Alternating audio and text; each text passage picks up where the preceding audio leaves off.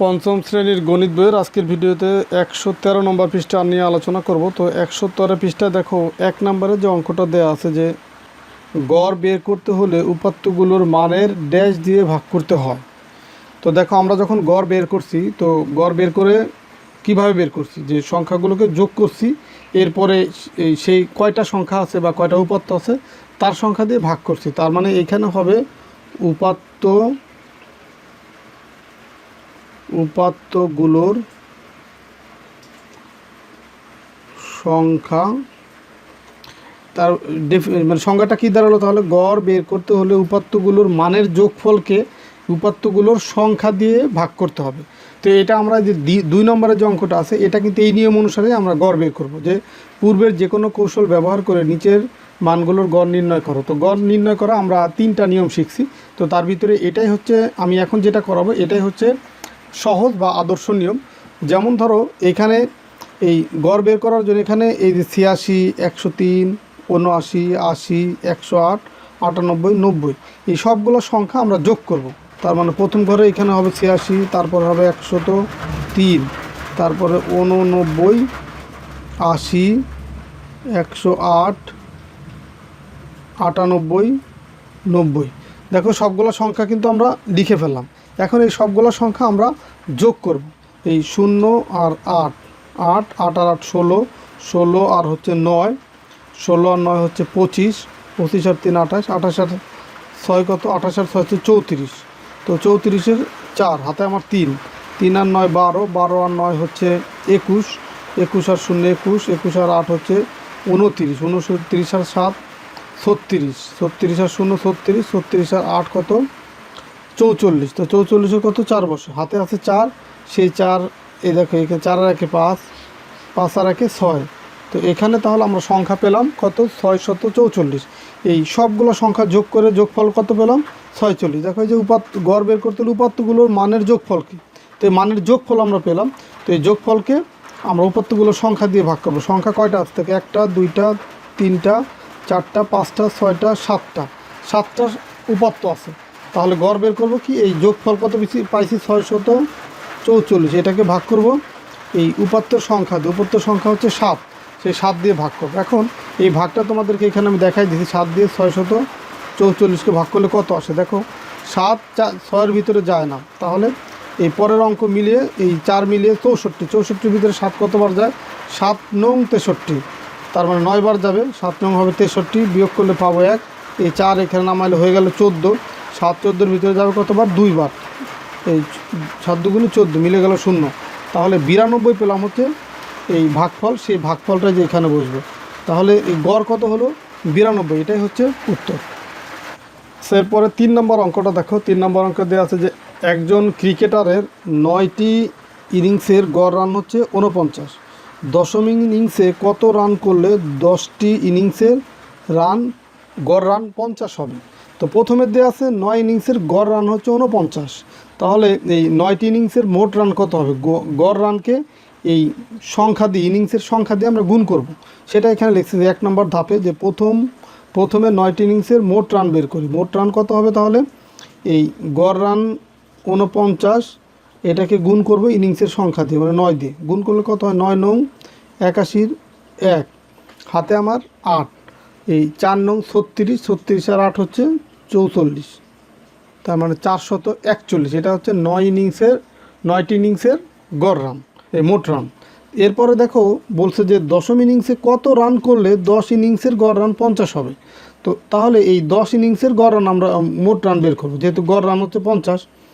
তো এরপর তার 10টি ইনিংসের মোট রান বের করি। 10টি ইনিংসের মোট রান কত হবে? গড় রান যদি এই 50 হয়, তো ইনিংস সংখ্যা দিয়ে গুণ করব, তাহলে মোট রান পেয়ে যাব। তো দেখো এইখান থেকে 0 আর এখান থেকে 0, এই দুইটা 0 যদি আমরা বাদ দিই, তাহলে এখানে 1 থাকে, এখানে 5 থাকে, তাহলে 5 অর্কে 5। এখন এই যে এখান থেকে আর এখান থেকে 2টা 0 বাদ দিতে, সেই 2টা 0 এখানে দিয়ে দিলাম।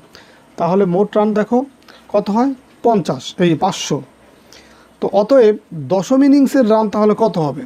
দশম ইনিংসের রান হবে এই যে 10টা ইনিংসের মোট রান, সেই 500, এটা থেকে 9টি ইনিংসের মোট রান বিয়োগ করব, মানে 441। বিয়োগ করলে কত পাই? 1 আছে কত হলে 10 হবে? 9 হলে হাতে আমার 1, 1 আর 4 5, 5 আছে কত হলে 10 হবে, 5 হলে হাতে আমার 1, 1 আর 4 5, 5 5 মিলে গেল 0। তো 0 প্রথমে দেওয়ার প্রয়োজন, তার মানে 59 রান। এটাই হচ্ছে, যদি সে দশম ইনিংসে 59 রান করে তাহলে 10টি ইনিংসের গড় রান 50 হবে। তো এই 49, এই 59, এটাই হচ্ছে উত্তর। তো এরপরে আমরা পরের 4 নম্বর অঙ্কে যাব। তো দেখো 4 নম্বর অঙ্কে কি বলছে, যে জানুয়ারি মাসের 6 দিনের এবং ফেব্রুয়ারি মাসের 5 দিনের দৈনিক সর্বোচ্চ তাপমাত্রা নিচে দেয়া হলো, গড় তাপমাত্রা বের করো। গড় তাপমাত্রা বলতে এই যে এইখানকার 6 দিন আর এইখানকার যে 5 দিন, মানে জানুয়ারি মাসের 6 দিন আর ফেব্রুয়ারি মাসের 5 দিন, তাহলে মোট 11 দিনের গড় তাপমাত্রা বের করতে বলছে। তাহলে আমরা প্রথমে এইখানে যেটা করে দেওয়া আছে সেই অনুযায়ী আমরা করব, যেহেতু এখানে কিছু অংশ করে দেওয়া আছে। এই দেখো তাপমাত্রাগুলো দেওয়া আছে, যে জানুয়ারি মাসের তাপমাত্রা হচ্ছে এই লাইনে যা আছে সব জানুয়ারি মাসের, আর পরের লাইনে যেগুলো আছে ফেব্রুয়ারি মাসে। তো জানুয়ারি মাসের 6 দিনের মোট তাপমাত্রা, এই জানুয়ারি মাসের এই যে 6 দিন, এটার মোট তাপমাত্রা যোগ করে আমরা এখানে বসাবো, যে এই 6 আর 5 11, 11 আর 4 কত 15, 15 আর 0 15, 15 আর 8 হচ্ছে 23, 23 আর 3 26। তো 26-এর কত বসে, 26-এর বসবে 6। হাতে আমার 2, 2 আর 1 3, 3 আর 1 4, 4 আর 2 6, 6 আর 2 8 9 10 11, তার মানে 116 ডিগ্রি সেলসিয়াস। এটা হলো মোট তাপমাত্রা এই 6 দিনে, এত ডিগ্রি সেলসিয়াস। এই যে জানুয়ারি মাসের 6 দিনের মোট তাপমাত্রা 116 ডিগ্রি সেলসিয়াস। এখন আমরা দেখো এই যে ফেব্রুয়ারি মাসের 5 দিনের যে মোট তাপমাত্রা সেটা বের করবো। তো এই যে দ্বিতীয় লাইনে ফেব্রুয়ারি মাসের 5 দিনের তাপমাত্রা দেওয়া আছে, তো এটা যদি আমরা যোগ করি, দেখো 5 আর 9 14, 14 আর 7 হচ্ছে 21, 21 আর 4 25, 25 আর 2 27। তো সেই 27 লিখলাম এখানে, 27-এর 7 বসালাম, হাতে থাকবে 2, সেই 2 আর 2 4, 4 আর 2 হচ্ছে 6, 6 আর 2 8, 8 আর 2 10, 10 আর 2 12, তার মানে 127 ডিগ্রি সেলসিয়াস। এটা পেলাম হচ্ছে ফেব্রুয়ারি মাসের 5 দিনের মোট তাপমাত্রা। তো এই পরের লাইনে আবার বলছে জানুয়ারি ও ফেব্রুয়ারি মাসের মোট তাপমাত্রা। তো জানুয়ারির তাপমাত্রা ছিল মোট 116 ডিগ্রি সেলসিয়াস, আর ফেব্রুয়ারি ছিল কত 127 ডিগ্রি সেলসিয়াস। তাহলে এই দুইটা যদি আমরা যোগ করে দিই, তাহলে জানুয়ারি আর ফেব্রুয়ারি মাসের মোট 11 দিনের তাপমাত্রা পেয়ে যাব।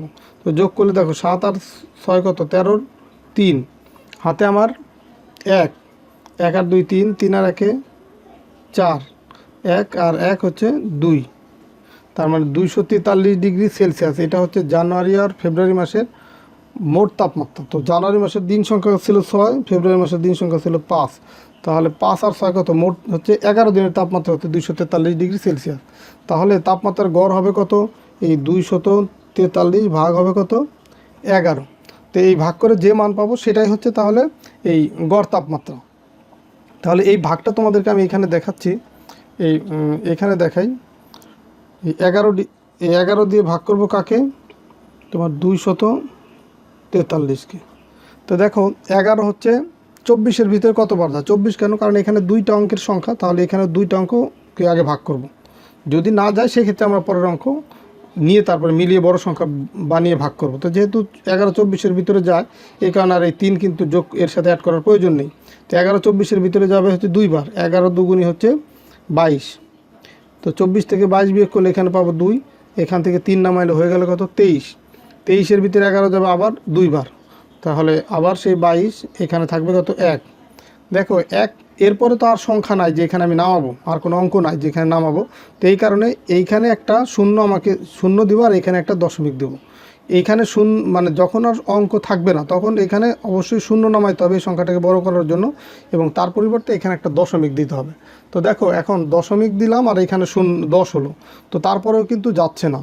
তারপর এই 11 হচ্ছে এটা ছোটোই আছে, এই কারণে এখানে দেবো একটা শূন্য, মানে 10-এর ভিতরে 11 যায় 0 বার, 0 আর 11 গুণ করলে 0, বিয়োগ করলে আবার সেই 10 পাবো।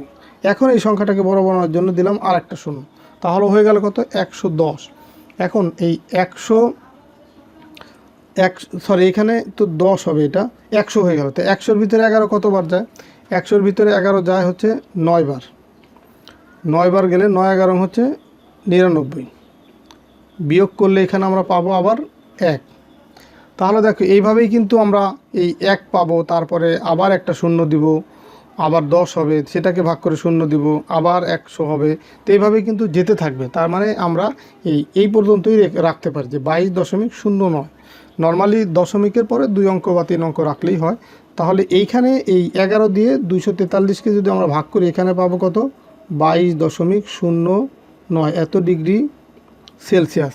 এটাই তাহলে তোমার উত্তর, যে এই তাপমাত্রার গড় জানুয়ারি মাসের 6 দিন এবং ফেব্রুয়ারি মাসের 5 দিনের গড় তাপমাত্রা কত হবে? 22.09 ডিগ্রি সেলসিয়াস। তো এই ছিল তোমাদের 113 পৃষ্ঠার অঙ্কের সমাধান। তো আশা করি তোমরা সবগুলোই ভালোভাবে বুঝতে পারছো। তো ঠিক আছে, সবাই ভালো থাকো, সুস্থ থাকো, কথা হবে পরের ভিডিওতে। আল্লাহ হাফেজ।